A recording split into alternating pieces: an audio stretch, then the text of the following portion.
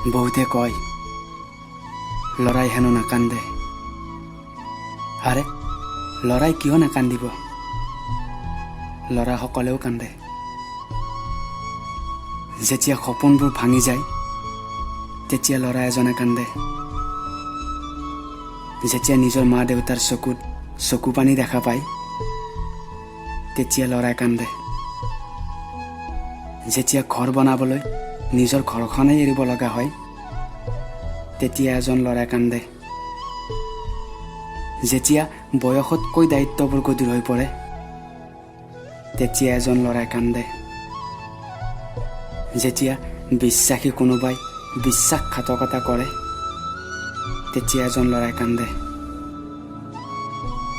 ল'ৰাসকলেও কান্দে, কিন্তু ল'ৰাই কোনোদিনে আনক দেখুৱাই নাকান্দে।